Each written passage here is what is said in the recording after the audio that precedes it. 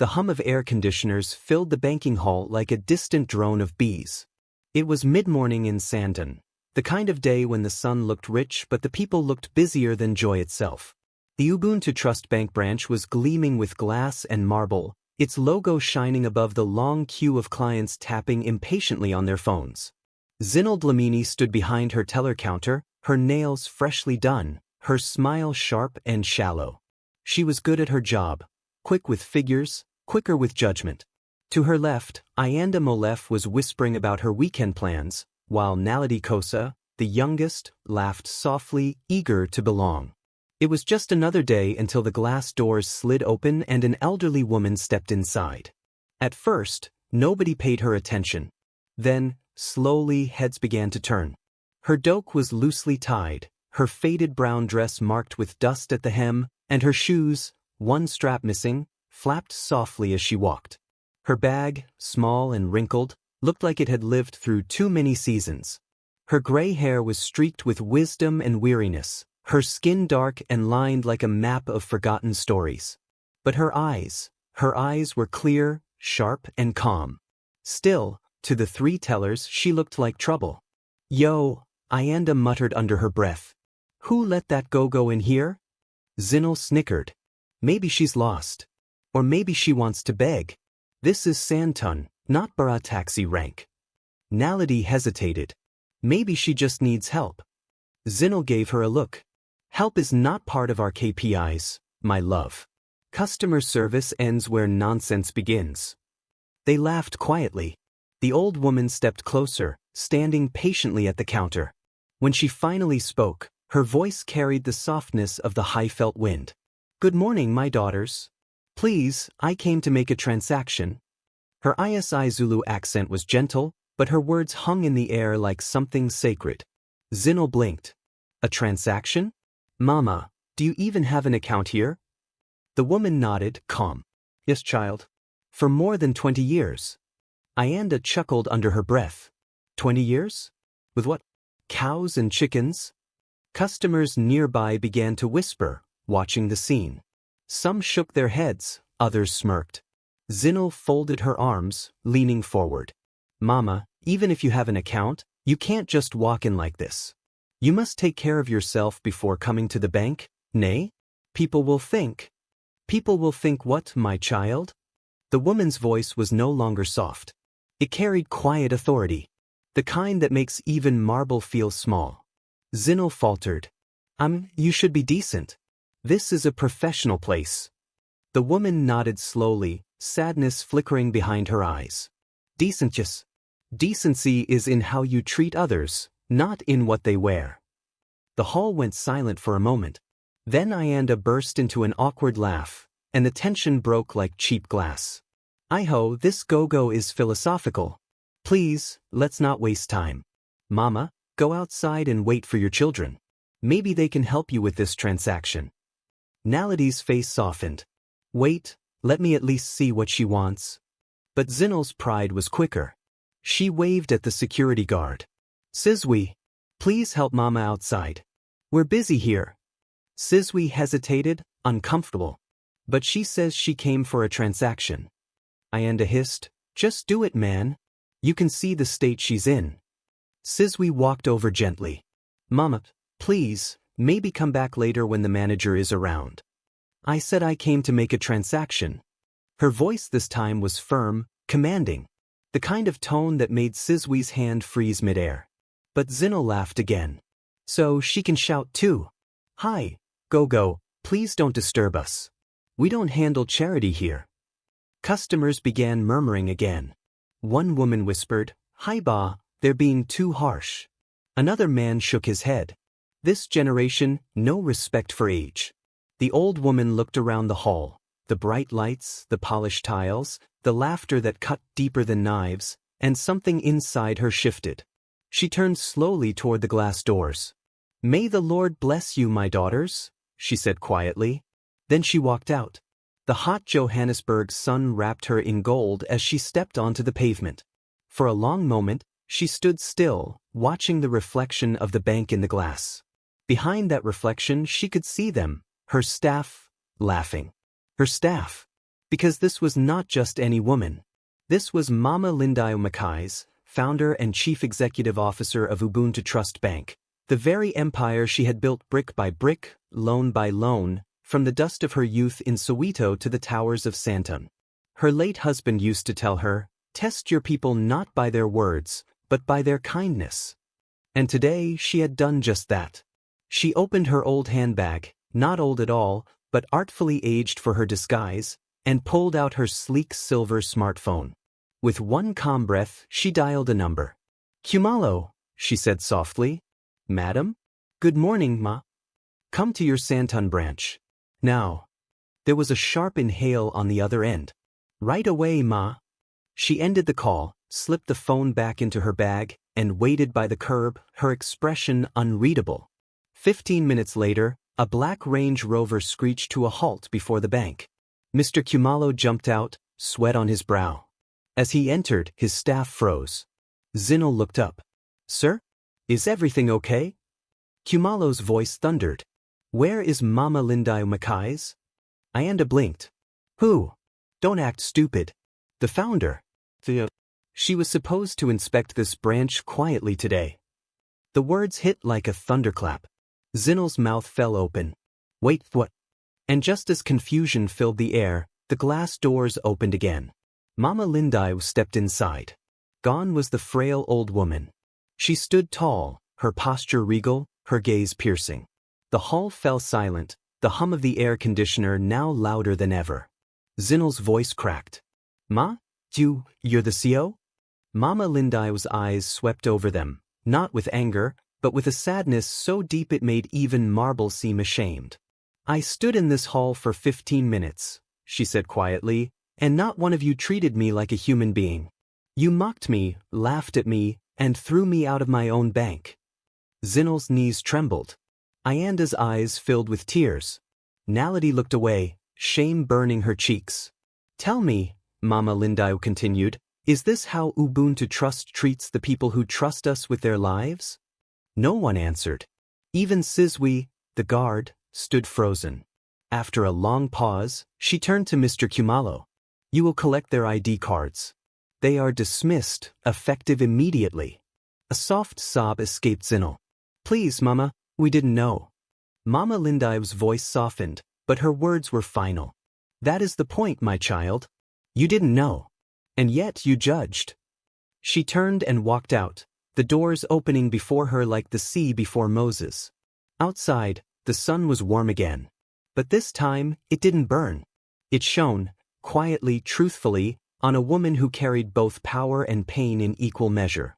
As her car pulled away, the golden city skyline of Johannesburg shimmered in the distance, and Mama Thandeka whispered to herself, "There is no wealth greater than dignity, and no poverty deeper than pride."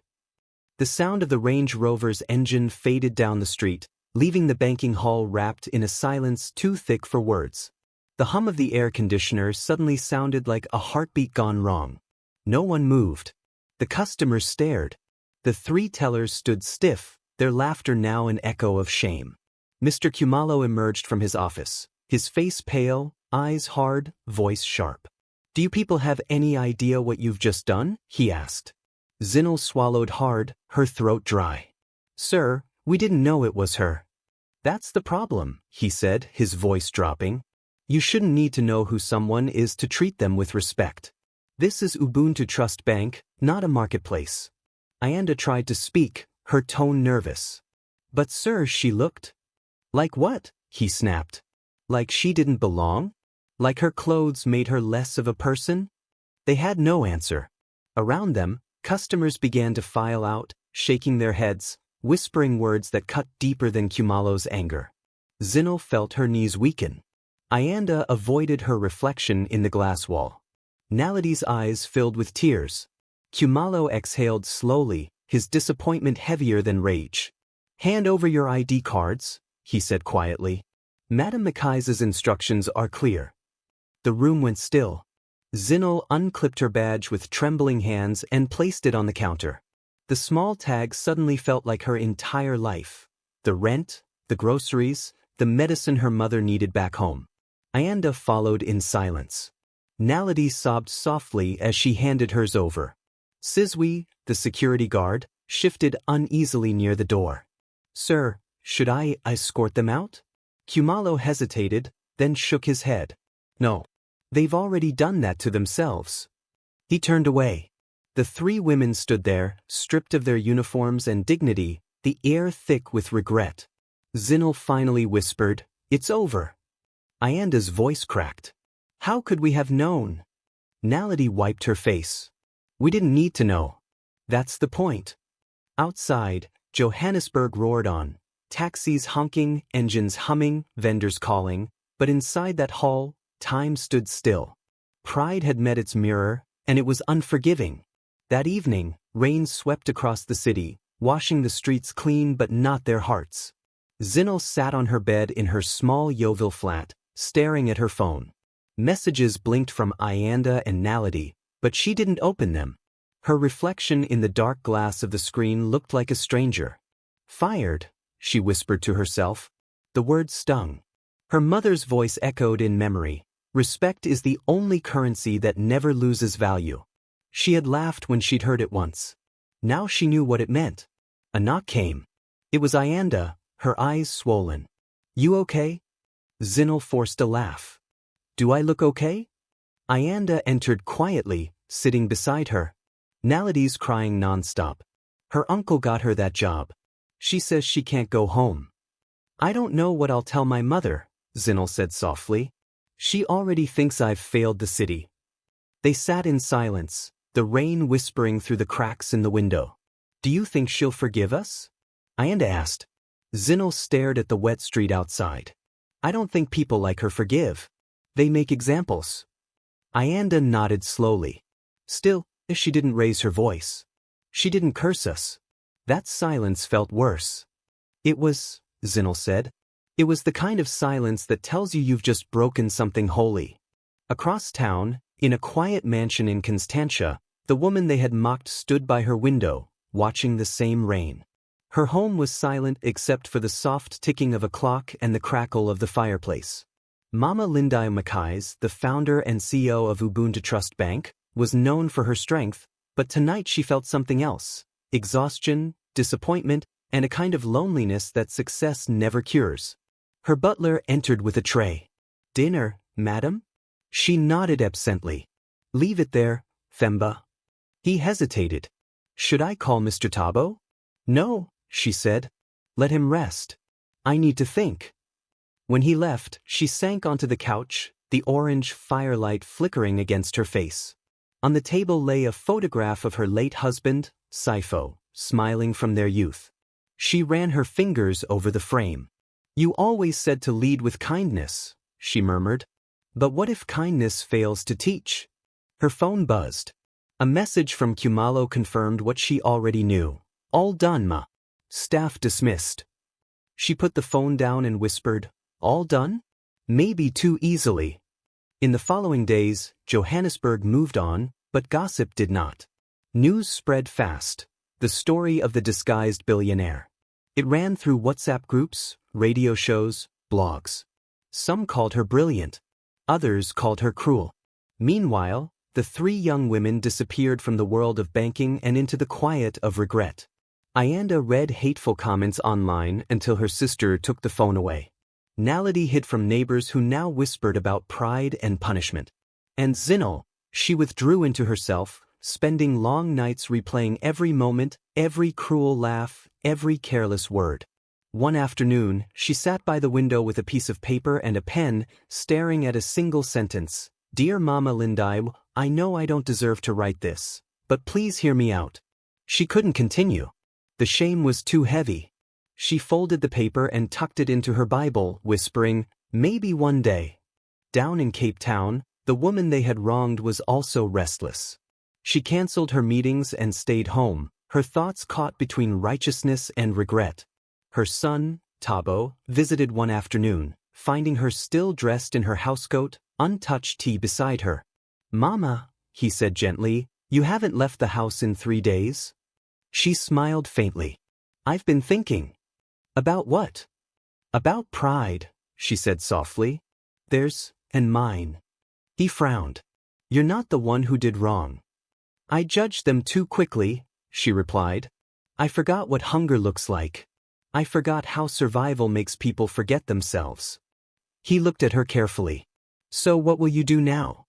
She smiled weakly. Wait, listen.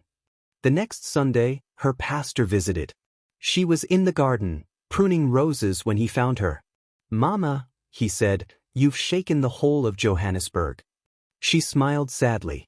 Not on purpose. He chuckled softly. Maybe not. But remember, grace and justice are twins. You can't raise one without the other. She looked at him for a long moment. You think I should forgive them? I think you should remember that forgiveness is not about what they deserve, he said. It's about what your soul needs to rest. When he left, she stood beneath the jacaranda tree, the wind scattering purple petals around her feet. For the first time in weeks, she felt something loosen inside her chest. That night, she opened her journal and wrote, "A leader who cannot forgive is a ruler, not a mother." Then she closed it and smiled faintly, as if the words had just freed her. Days later, she called Kumalo. "How are things at the branch?" she asked. He began his usual report, but she interrupted. "Not numbers, Kumalo. People." He hesitated. "They're fine, ma. The new tellers are polite. Efficient." "And the girls?" she asked quietly. "I haven't heard from them," he said. "If you do," she said softly, "tell me." After hanging up, she stood again at her window, watching the sunset melt into the Atlantic. She thought of her own beginnings, a barefoot girl in Kwamashu, turned away by a bank because her dress was torn. That humiliation had built her fire. Now, it seemed, history had circled back. She closed her eyes and whispered, "Forgive me, Lord, for forgetting where I came from." And somewhere in Johannesburg, 3 young women lay awake, each haunted by her own version of the same memory. A woman they had mocked, who had become their mirror. None of them knew that the next chapter of their lives had already begun, quiet and unseen, growing out of the soil of remorse like a small, stubborn seed. The first letter arrived on a Tuesday morning. The Cape Town sky was silver with fog, and the gardens smelled of wet earth after the night's rain. Themba, the butler, walked into the study carrying a small pile of envelopes bound with a thin red ribbon. He placed them gently on the mahogany desk where Mama Lindai sat, sipping her tea and reading the morning news. "Madam," he said softly, "these came for you. Hand-delivered by courier." She lowered her glasses and looked at the handwriting on the top envelope. Shaky, uncertain, written with the care of someone trying to be brave. "From whom?" "The same name on all 3, Themba said. Dlamini, Molef, Kosa." She stared at the letters for a moment, her fingers motionless on the cup. Then she nodded. "Leave them here." When he left, she sat back, the sound of the ocean faint in the distance. For a while she only looked at the envelopes, feeling a strange heaviness in her chest. The paper seemed to breathe with memory. At last she picked up the first one, the name written in bold, nervous strokes, Zinal Dlamini. She unfolded it carefully. "Dear Mama Lindai, I know I don't deserve your attention, but please hear me out. Since that day, I have not slept a full night. I thought you were just another poor woman who wandered in to beg. I forgot that dignity does not wear clothes, it lives in the heart. I lost my job, my name, my peace. My mother depends on me, and now I borrow food from neighbors. I am not writing to ask for my position back. I am writing because I cannot live with what I became that day. I am sorry, Mama. From the bottom of my heart, I am sorry." The paper trembled slightly in Lindai's hands. She could almost hear the girl's voice between the lines. Pride turned into pain. She folded the letter slowly and reached for the second one. "Dear Madam Mkhize, this is Ianda Molef. I write because I have no other way to speak. Since that day, my name has been dragged through every corner of social media. Someone recorded us. The video is everywhere. I was the one laughing the loudest, and now the whole world laughs at me. My father has not spoken to me in weeks. People I thought were friends send me links and emojis. I deserve it, but I have learned. I see now that the loudest people are often the emptiest. I'm trying to be quiet again, to listen, to rebuild. I don't expect forgiveness, but I pray you believe I'm changing. Her throat tightened. She remembered Ayanda's quick tongue, her sparkle that turned to cruelty too easily. Perhaps the girl had simply never been taught gentleness. She opened the third envelope. The handwriting was smaller, neater, each letter shaped like patience itself. Dear Mama Lindai, I am Naledi Kosa. I joined in the mockery because I didn't want to look weak. I followed instead of thinking. Since that day, I have seen myself clearly, and I am ashamed. I now volunteer at an organization that feeds elderly women on the streets of Soweto. Each time I hand them a plate, I remember your eyes. I don't know if you will ever forgive us, but please know that I am trying to become someone you would not be ashamed to greet. When she finished reading, Mama Lindai placed all 3 letters side by side on the desk. The study was quiet except for the faint ticking of the clock and the whisper of waves outside. Her eyes burned and she let them close. For the first time in weeks, tears slipped down her cheeks, not from anger, but from the ache of seeing youth stumble toward wisdom. She whispered into the silence, everyone deserves a second chance. That night she hardly slept. She sat by the window long after midnight, thinking of her husband's old words. The true test of leadership is not how you punish mistakes, but how you heal them. By dawn she had made her decision. The next morning, she called Mr. Khumalo.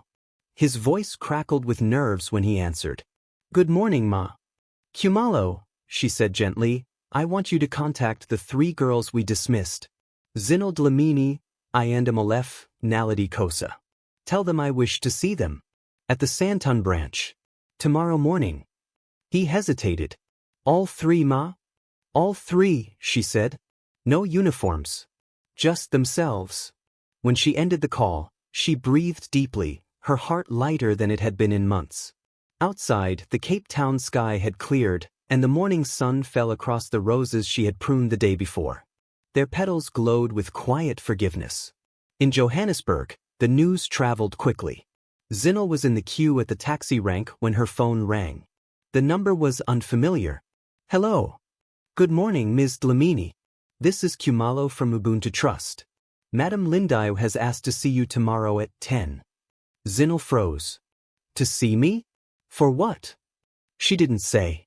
Only that you should come. When the call ended, Zinal stood motionless among the noise of taxis and shouting vendors.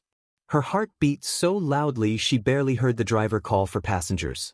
She texted Ayanda and Naledi, and within minutes they were all on a group call, 3 voices full of confusion and fear. What if she wants to arrest us? Ayanda whispered.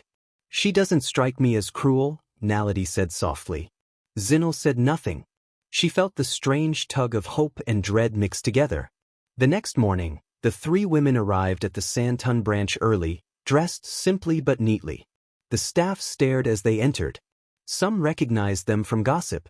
Mr. Khumalo greeted them nervously and led them to the small boardroom where sunlight poured through wide glass windows. Moments later, the door opened and Mama Lindai walked in.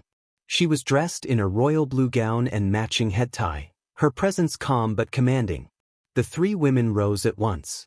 Good morning, Ma, they murmured together. Sit down, my daughters, she said. They obeyed, hands folded, eyes lowered. The room felt charged with silence. I received your letters, she began. All of them. I read every word. Her tone was soft, yet it carried power. You made a mistake, a painful one. But what matters is not the mistake. It is the lesson. Zinal's voice broke first. We have learned Truly. I believe you, Lindai said. That is why I'm giving you a second chance. Not the same positions. You will start again from the bottom and work your way back. But this time, with humility. For a moment, no one spoke. Then Ayanda's tears fell. Do you mean we can come back? Yes, she said. If you want to rebuild, I will not stand in your way. Naledi clasped her hands together, whispering, Thank you, Ma. We will prove ourselves. Zinal knelt, overcome. You've given us back our dignity. Mama Lindai rose and touched her shoulder gently. No, my child. I only returned what was already yours. When the meeting ended, the 3 young women walked out into the bright Johannesburg morning, blinking against the sunlight. They hugged one another tightly, their laughter soft but real this time, not mocking but grateful. From the window of her car, Mama Lindai watched them for a moment before driving away. For the first time since that fateful day, she felt peace settle over her like warm light. She didn't know it yet, but that simple act of mercy would open a door not only to their redemption, but to a love story that would tie their lives together forever. The sun over Sandton was kind that morning, softer than usual, as if even the heavens had decided to forgive. The glass doors of Ubuntu Trust Bank slid open to reveal the three women who had once walked out in shame. Now they stepped in quietly, their hearts beating with the same rhythm, gratitude mixed with fear. Zinal wore a plain cream blouse and a dark skirt that she had ironed the night before until her arms ached. Ayanda had tied her braids back neatly, her usual bright lipstick replaced by something subtle. Naledi carried her small purse close to her chest, whispering a prayer under her breath. Mr. Khumalo met them at the door, the stiffness in his posture softening when he saw their faces. "Welcome back," he said simply. His tone held no mockery, only relief. "Come, let me show you your new desks." They followed him through the hall that had once echoed with laughter and humiliation. It looked the same, polished tiles, quiet chatter, the faint scent of air freshener, but to them it felt like holy ground. The customers who recognized them only nodded politely. No one whispered. The scandal had long cooled, leaving behind the calm weight of lessons learned. Khumalo led them to a small open office behind the teller counters. "You'll start here," he said. "Customer care desk. It's smaller, but every transaction will come through your hands before it reaches the main system. It's honest work." Zinal smiled faintly. "Thank you, sir. We're ready." He nodded once and left them to settle. For the first few hours, they worked silently, answering questions, verifying forms, helping elderly customers with account updates. No one raised their voice. Every good morning came with a real smile, every thank you carried weight. At lunchtime, Naledi looked up and whispered, "It feels different this time." Zinal nodded. "Because we're different." Ayanda laughed softly. "And because the fear of God is real in this place." They laughed together then, the first true laughter between them in months, clean, light, untainted. By the end of the day, even the customers noticed. A woman in her 50s with a shopping bag full of groceries said to Zinal, "My child, you people are so polite here now. It's good to see manners again." Zinal smiled. "We're trying, Mama." The woman winked. "Keep trying. The world needs that." When the doors finally closed at 4 o'clock, Khumalo stepped out of his office and looked around. "Good work today," he said. "The energy in this branch feels right again. Don't lose it." They nodded, grateful. Outside, the late afternoon sky had turned gold. The city buzzed around them, horns, taxis, street vendors calling, life moving forward. As they walked together toward the taxi rank, Naledi said quietly, "Can you believe she forgave us?" Ayanda shook her head. "I still wake up thinking it was a dream." Zinal looked up at the sky, the colors burning orange above the high rises. Maybe grace is the only real thing that isn't a dream. Weeks passed. Their confidence grew slowly, like grass after fire. Zinal became known for her calm patience. Customers requested her by name.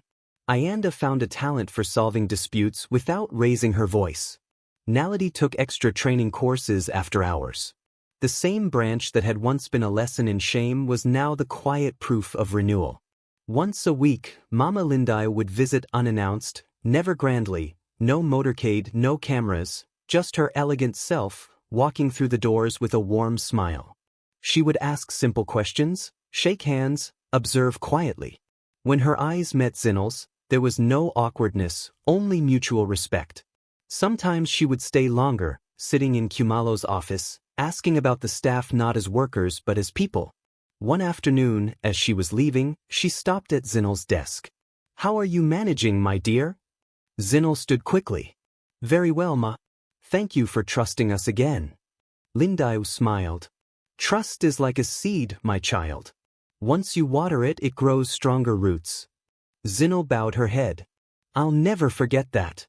That evening, Lindai returned to her Cape Town home and told her son Tabo, who had come for dinner, about the visit. They've changed my boy. You can see it in their eyes. I'm proud of them. Thabo smiled. You always see people before they see themselves. She laughed softly. Perhaps that's what being a mother means. A month later, Zinel received a call from Lindai's personal assistant. Madam says she'd like you to bring the monthly customer care reports to her residence tomorrow morning, the woman said politely. Zinel's heart raced. To her home? Yes, in Constantia. She said you're the one she trusts with these documents. That night, Zinel barely slept. She ironed her best blouse, polished her shoes until they shone, and rehearsed her manners in front of the mirror like a schoolgirl before speech day. The next morning, she flew to Cape Town and took a cab through leafy streets until the gates of the mansion came into view. The house stood in soft cream stone, surrounded by flowers and quiet. A security guard opened the gate and smiled. Madam is expecting you. Inside, the air smelled of jasmine and polished wood. Lindai sat in the lounge, dressed in a simple silk wrapper, her silver-streaked hair wrapped neatly. She looked up and smiled. Ah, Zinel. My daughter from Joburg. Zinel knelt quickly. Good morning, Ma. Stand, my child, she said kindly. You are staff, not servant. They spoke for a while about the reports, about customer behavior and new systems, but soon the conversation drifted beyond work. Lindai asked about Zinel's mother, her home life, her dreams. Zinel spoke honestly for the first time in years, about losing her father, about responsibility, about fear. Lindai listened without interruption.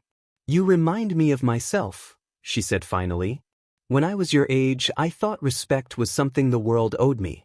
Later, I learned it was something I owed myself first. They laughed softly. The room felt lighter. Just then, footsteps echoed in the hallway. Mama, I didn't know you had company, a man's voice said. Zinel turned and froze. Standing at the doorway was a tall man with calm eyes and a gentle smile, dressed simply in a white shirt and navy trousers. His skin glowed in the afternoon light. Ah, Thabo, Lindai said, pride in her voice. Come meet one of my best staff members. This is Zinel Dlamini. Thabo stepped forward and extended his hand. Good to meet you. Zinel's heart stumbled in her chest. Good to meet you, sir. He laughed lightly.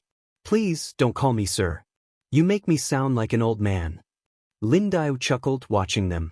Thabo just returned from Cape Town Tech Hub. He's been helping me review the bank's digital side. Zinel nodded shyly, unsure what to say. Thabo's eyes lingered on her a moment longer than politeness required. Mama has told me about you, he said. She says you're proof that people can change. Zinel smiled faintly. Then she must be kinder than I deserve. Or maybe just truthful, he said. They all laughed, and something gentle stirred in the air, something Lindai noticed but pretended not to. When Zinel left later that day, she walked down the marble steps with a strange warmth in her chest. For the first time in a long while, the world didn't feel like a punishment. It felt like a chance waiting to be honored. As the car drove her back toward the airport, she looked out at the mountains glinting in the late sun and whispered, "Thank you, God, for letting me start again." Back inside the mansion, Lindai stood by the window watching the car disappear down the road. She smiled to herself, feeling the quiet satisfaction that comes when mercy has done its full work. Thabo joined her, hands in his pockets. "She's special, Mama," he said. "Yes," Lindai replied softly. "She just doesn't know how special yet." Outside, the evening air thickened with the scent of jasmine, and the world, for a rare moment, seemed at peace. The next few weeks passed like music. At the Johannesburg branch, Zinel worked with new purpose, her confidence blooming quietly under the weight of gratitude. She no longer feared her reflection in the glass walls. Instead, she carried herself with steady humility, her eyes brighter, her tone softer. Customers began to recognize her kindness before her name. Mama Lindai called every few days, asking about the branch, but sometimes her calls were short, her questions oddly personal. "Are you eating properly, Zinel?" she would ask. "You sound tired." "I'm well, Ma," Zinel would reply, smiling to herself. "Just working hard." "You must rest too," Lindai would say. Work without rest kills joy. Then, almost casually, Thabo says he'll be in Johannesburg next week for a conference. Maybe he'll stop by the branch. Zinal tried to sound neutral. That would be nice, ma. But when she hung up, she felt something she hadn't allowed herself in a long time: anticipation. The following Thursday, the branch buzzed with a rare kind of energy. Even Kumalo seemed lighter, his suit newly pressed, his tone warmer. Word had spread that the CEO's son would be visiting, and everyone wanted to make the best impression. When Thabo arrived, he didn't come with fanfare. He walked in quietly, dressed in a dark gray suit and white shirt, his laptop bag slung casually over his shoulder. He greeted the staff one by one, his smile genuine. When his eyes found Zinal's across the room, his steps slowed. "Zinal," he said warmly. "We meet again." She stood quickly, trying to hide her surprise. "Mr. Mkhize, Thabo. Welcome back." He laughed softly. "You remembered my name." She blushed. "It's not easy to forget the boss's son." "Then let's pretend I'm just a client today," he said. "Show me how things run here." She did. For the next hour, they walked together through the branch, stopping at every desk. He asked thoughtful questions not about profits or numbers, but about people, how customers felt, what staff needed, how the system could serve better. Zinal answered carefully, her nervousness slowly giving way to ease. At one point, as they passed the front windows, he said quietly, "You've done well, you know. My mother was right." She looked at him, puzzled. "About what?" "About people who fall and rise again," he said. "She said they walk differently afterward. More grounded. More alive." Zinal smiled shyly. "Maybe falling teaches you where the ground is." He nodded, his gaze soft. "Exactly." When he left that afternoon, he shook her hand, but his eyes lingered on hers a moment longer than they should have. She felt the warmth of it long after he'd gone. Over the next few weeks, he called occasionally, at first about work, then about smaller things. "I heard there's a new cafe near your branch," he'd say. "You should try it." Or, "I saw your branch got the highest service score this month. Congratulations." Sometimes, when he was in Johannesburg, he'd stop by with coffee. "For the best teller in Sandton," he'd say playfully. The first time he did it, Zinal laughed nervously. The second time, she laughed genuinely. By the third, she found herself waiting for it. Their conversations stretched beyond banking. He told her about Cape Town sunsets, about his late father's stubbornness, about his dream of opening a foundation for young entrepreneurs. She told him about her mother, about Kwamashu, about how losing everything had taught her the weight of a single kind word. He listened with a kind of attentiveness that made her forget who he was. Around him, she felt seen, not as an employee or a mistake, but as a whole person. One Saturday afternoon, while she was closing her small Yeovil window curtains, her phone buzzed. His name appeared on the screen. "Hi, Thabo," she said softly. "Hi," he replied, his voice warm. "I was wondering, would you join me for coffee tomorrow? There's something I'd like to talk about." She hesitated. "At the bank?" He laughed. "No, not the bank. Somewhere quieter. A little cafe by the zoo. No work talk, I promise." Her heart fluttered in spite of her caution. "All right," she said finally. "Tomorrow." That Sunday, she arrived early, dressed in a soft lavender blouse and dark jeans, her hair neatly braided. She sat by the window, hands clasped, trying to calm the nervous rhythm of her heartbeat. When he walked in, carrying that easy confidence that seemed to follow him, she felt the world soften around them. They talked for hours. About faith, forgiveness, the pressure of expectations. He told her how difficult it had been growing up in his mother's shadow. "Everyone assumes I'll be another version of her," he said. "But I'm still trying to find my own way." Zinal smiled. "That's what makes you like her, you know." She also never stopped finding her way. He smiled back. "Then maybe she'll forgive me for liking one of her best staff members." She froze, a smile tugging at the corners of her lips. "What?" He shrugged lightly. "You heard me." Her laughter came out as a whisper. "You shouldn't say things like that." "Why not?" he said softly. "Because I'm her son? Because people will talk." "Let them," he said. The only thing that matters is truth. She looked away, out the window, her reflection merging with his in the glass. Truth, she repeated quietly. I used to hide from it. Now it scares me less. He reached across the table, his fingers brushing hers for a second that felt like forever. Then don't hide from this either. She didn't pull away. When they finally left the cafe, the afternoon sun was spilling gold across the pavement. They walked side by side through the quiet streets, not speaking much, just breathing the same air. It was simple, innocent, but in that simplicity lived something rare, a piece both of them had been missing. That evening, Thabo called his mother. She was in her study, reading through reports. Mama, he said carefully, there's something I want to tell you. She listened without interrupting as he spoke. When he finished, there was silence on the other end. Then, softly, I wondered when you would finally notice her. He smiled, relieved. So you're not angry? Angry, she said. My son, when a man chooses a woman who knows humility, wisdom, and grace, how can a mother be angry? Just don't rush what must grow slowly. I won't, he promised. That night, under the Johannesburg sky, Zinel lay awake, the city humming softly outside her window. For the first time in a long time, she didn't feel like she was surviving. She felt like she was becoming. She whispered a prayer before sleep took her. Thank you, Lord, for giving me back more than I lost. And somewhere far away, in her Cape Town home, Mama Lindai smiled faintly, as if she'd heard. The weeks that followed felt almost unreal. Zinel and Thabo met often, sometimes at the cafe near the zoo, sometimes in the gardens behind the Santon branch after hours, when the sun dipped low and the air turned soft. They spoke about everything: faith, childhood, the ache of growing up fast. It was the kind of friendship that moved quietly, almost prayerfully, into something deeper. But Johannesburg, with its restless noise and endless gossip, doesn't keep secrets for long.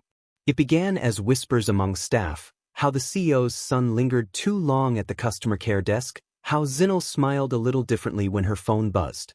Some called it romance, others ambition.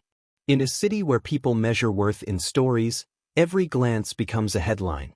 One afternoon, as Zinel returned from lunch, Ayanda met her by the corridor, her face tense. People are talking, she said quietly. Zinel frowned. About what? Ayanda hesitated. You and Thabo, they're saying things. That maybe you're only close because you want to climb back into the good books. Zinel felt the sting deep in her chest. You don't believe that, do you? Ayanda shook her head quickly.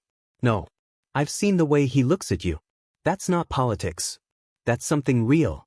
But you know how people are, jealousy travels faster than truth. That evening, she sat on her bed, her phone buzzing with Thabo's name. For a moment, she didn't answer. When she finally did, her voice was quieter than usual. Hi. He caught it instantly. What's wrong? People are talking, she said. At the branch.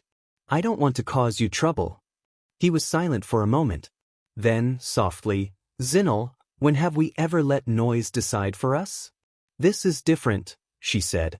You're who you are. I'm just. You're the woman I care about, he interrupted. That's all I see. She closed her eyes, her throat tight. And your mother? What will she say when she hears? She already knows, he said simply. And she's not angry. The silence that followed was full of disbelief and relief at once. She knows. Yes. And she said something I'll never forget, that love built on humility stands longer than love built on pride. Tears rose unbidden, not from sadness, but from the strange grace of being seen. Then maybe she's wiser than both of us, she whispered. He laughed softly. She always is. Still, the whispers didn't stop. A customer once made a careless joke in front of her. So, you'll be Mrs. Mkhize soon, nay? The others laughed. Zinel smiled politely but felt her stomach twist. That night she prayed long and hard, asking for strength not to lose herself again, not to let pride or gossip poison something pure. A week later, Thabo returned to Cape Town for work. The distance between them stretched like a quiet ache. They spoke on the phone every night, sometimes about simple things, weather, books, the small kindnesses of the day, sometimes about what the future might look like. One night he said, "If I asked you to move to Cape Town one day, would you?"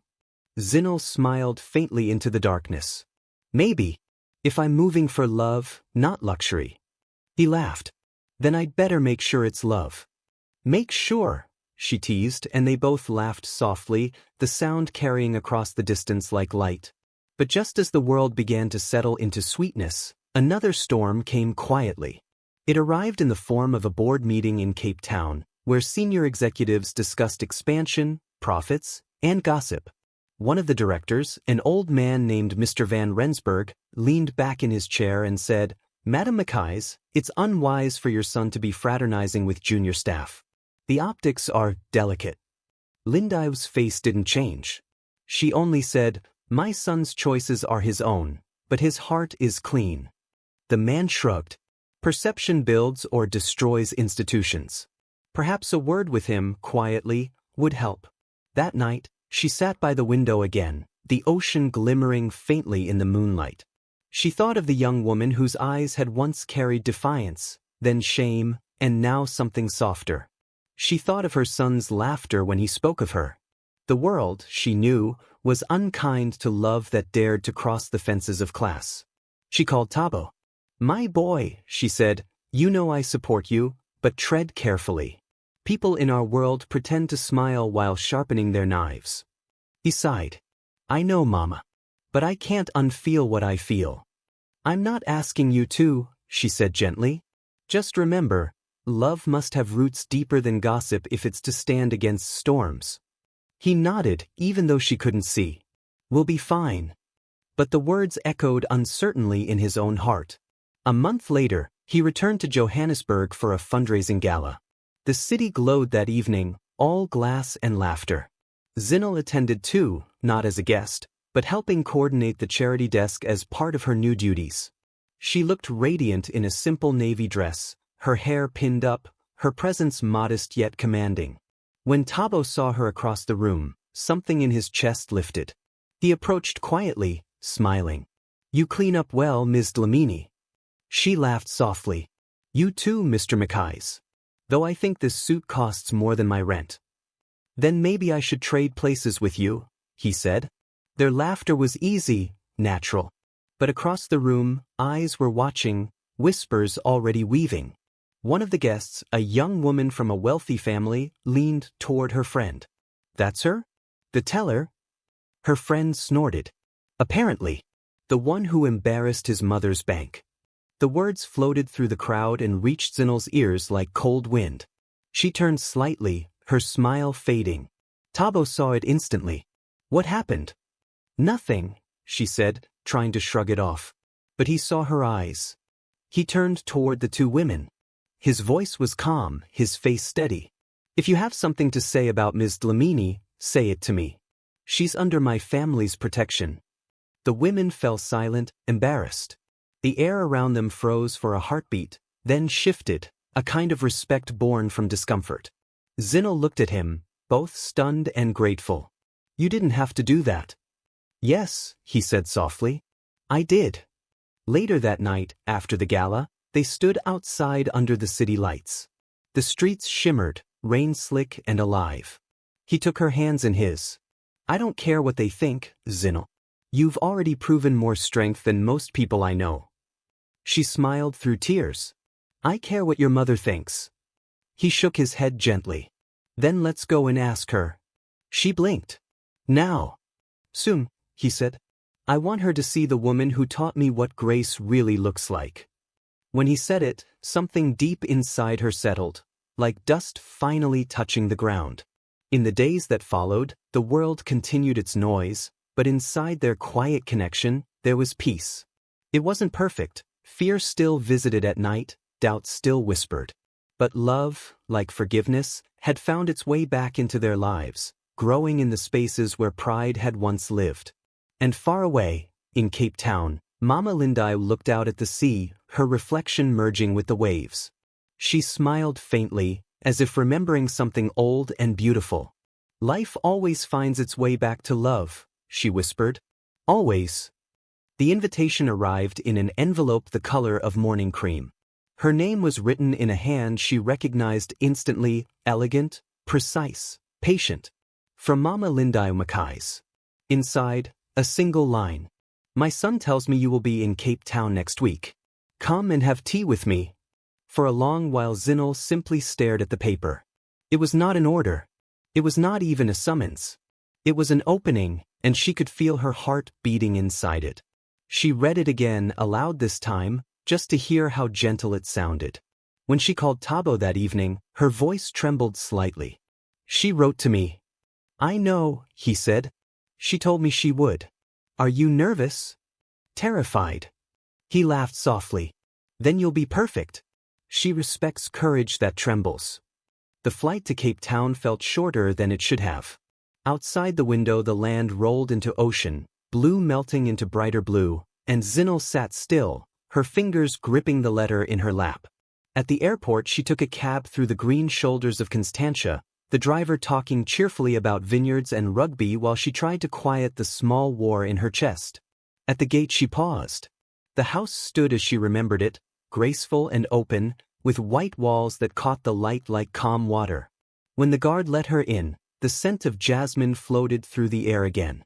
She heard birds somewhere among the trees. Mama Thandeka waited on the veranda, dressed in soft beige linen, her silver hair shining. She rose as Zinel approached. Welcome, my daughter. Zinel bowed slightly. Thank you, Ma. Sit, Thandeka said, gesturing toward the small table set with china cups and a plate of scones. We'll talk better with tea. The first few minutes were careful. Small talk, weather, travel. Then silence settled, deep but not cold. Thandeka looked across the table, her eyes calm. You remind me of myself when I was younger, strong outside, afraid inside. You've carried shame and rebuilt yourself. That is not small work. Zinel swallowed. I made mistakes. I hurt people. And you learned, Thandeka said. Learning redeems what apology cannot. They sat quietly again. Bees drifted among the flowers. The air smelled of sun and sugar. Finally Thandeka spoke once more, her tone softer. My son has told me his heart has chosen. He is a good man, but even good men can be blinded by ease. You will not let him take love lightly? Zinel's eyes filled, though she smiled. Never mind. I know what it costs. Thandeka reached across the table and took her hand. Then I will not stand in your way. For a moment Zinel couldn't breathe. She had prepared herself for tests, for suspicion, for that invisible wall between rich and poor that cities build so well. But instead she found only warmth, a tenderness that undid her. You mean, you approve? Thandeka's eyes gleamed. Approval is for business deals. Blessing is for people. I bless what is honest. Tears spilled freely then, the kind that taste like relief. Thandeka rose and drew her into an embrace. You're part of this family now, Ntamba Yami. Not because of my son, but because grace has claimed you. When Thabo arrived later that afternoon, he found them laughing softly over the last crumbs of scones. He stood at the doorway, smiling in disbelief. You've already won her over? Thandeka looked at him with mock sternness. She didn't have to. She just showed up with truth. They all laughed, and for a moment the years, the hierarchies, the hurt, all of it disappeared.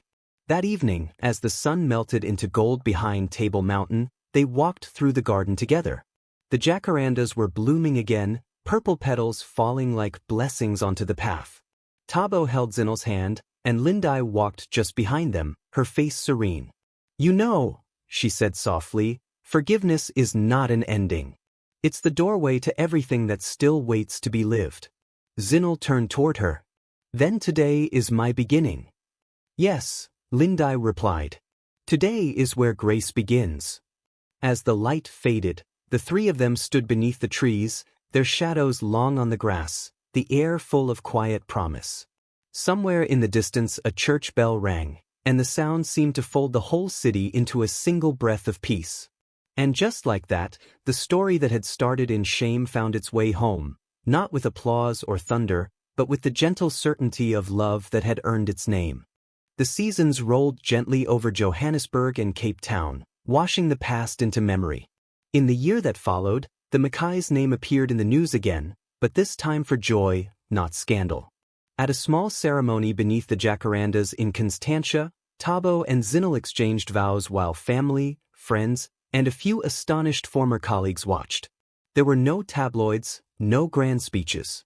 Only a hymn in soft Isi Zulu and the sound of wind through purple blossoms. Afterward, Mama Lindiwe stood between them, her hands resting on their shoulders. "Love," she said quietly, "is not a crown. It is a tool. Build with it." The guests clapped, and the couple laughed through their tears, but those words stayed with them long after the music faded. They built carefully. Thabo continued his work at the bank, focusing on innovation and community programs. Zinel refused the easy path that her new surname could offer. She chose instead to head a modest initiative called Ubuntu Starts Here, a foundation that trained unemployed youth in financial literacy and customer service. She taught with calm patience, often telling her story to new trainees. "Dignity," she would say, "is the first currency you must learn to handle." The students listened because they could hear truth sitting behind her voice. Once a month, she and Mama Lindiwe visited the Soweto office together. The old woman would watch her daughter-in-law teaching and smile the secret smile of someone who had seen redemption complete its circle. "You've turned your punishment into a gift," she told her once as they drove home. Zinel squeezed her hand. "You taught me how." At the Sandton branch, Ayanda and Naledi still worked beside one another, steady and respected. When new employees joined, they would whisper the story of the three tellers who had fallen and risen again. "It's not gossip," Ayanda would say with a grin. "It's heritage." And Naledi would add, "Be kind first. You never know who's standing at your counter." Sometimes, during quiet evenings, Thabo and Zinel sat on the veranda of the Constantia house where everything had changed. They watched the city lights far below, small as candle flames. "Do you ever think about that day?" he asked once.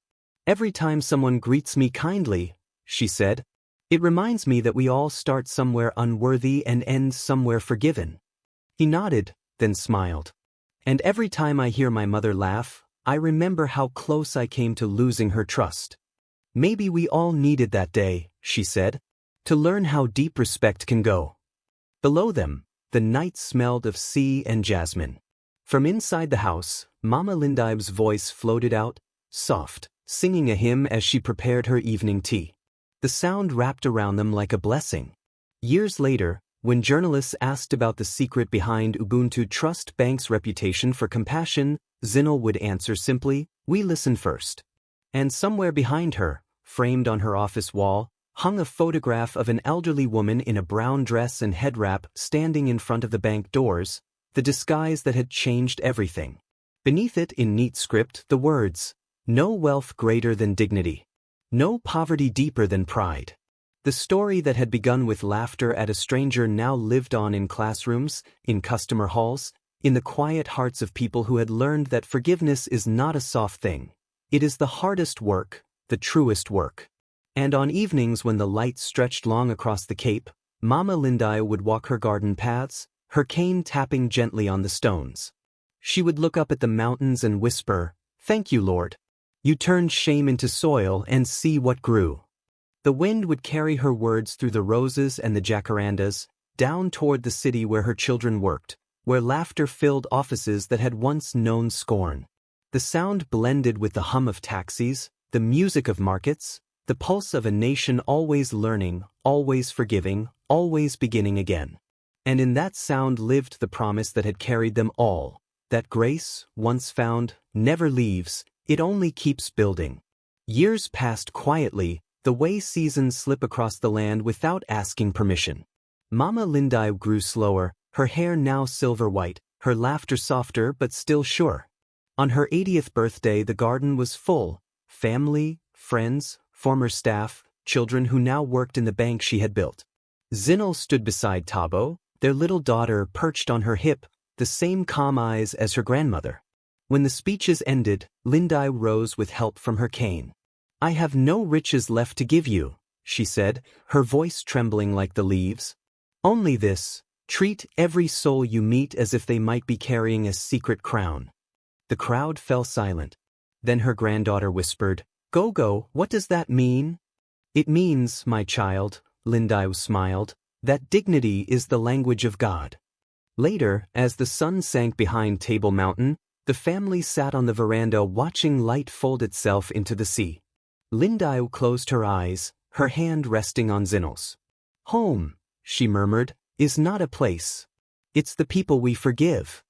The wind stirred the jacaranda blossoms one last time, scattering purple petals across her lap like blessings.